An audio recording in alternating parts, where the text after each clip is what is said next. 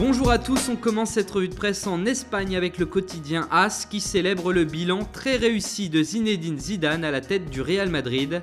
En 12 mois et 54 rencontres, les Madrilènes comptent 41 victoires, 11 matchs nuls et seulement 2 défaites. Son dernier défi, selon le journal, serait de faire réussir James Rodriguez sous le maillot merengue. Côté mercato, le Real Madrid ne peut pas recruter en janvier, mais prépare en coulisses son marché estival. Le président du club, Florentino Pérez, a été vivement conseillé par Arrigo Sacchi, celui qu'on surnomme le magicien du football italien, de viser en priorité l'attaquant de la Juve, Dybala, qu'il considère tout bonnement comme le nouveau Messi. Le média espagnol rappelle que le buteur argentin a refusé le Barça l'été dernier. Le club de la vieille dame en tout cas continue d'être très actif sur ce mercato.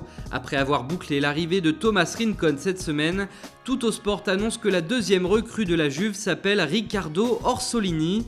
Il est attaquant, âgé de 19 ans, il évolue en Série B avec Ascoli et il est considéré comme un grand espoir en Italie. Son transfert est estimé à 4 millions d'euros. Toujours chez les Bianconeri, on apprend ce matin que Patrice Evra est courtisé par Valence qui voudrait en faire son premier renfort de janvier. L'international français, lui, préférerait retourner à Manchester pour terminer sa carrière, mais le projet valencien pourrait le séduire étant donné qu'il n'a jamais joué en Espagne. En Angleterre, l'information du jour concerne Antoine Griezmann qui, on le sait, est une cible prioritaire pour Manchester United. D'après le Sun, les dirigeants mancuniens ont discuté avec les représentants du joueur de l'Atlético cette semaine et lui ont fait une promesse. S'il choisit de venir à Old Trafford, il sera payé comme Paul Pogba, soit environ 260 000 € par semaine. Et enfin, on termine par le Ballon d'Or africain qui a été décerné à Riyad Mahrez.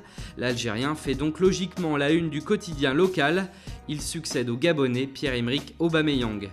Voilà, c'est tout pour aujourd'hui. Bonne journée à tous sur Foot Mercato, bon week-end et rendez-vous dès lundi matin pour une nouvelle revue de presse.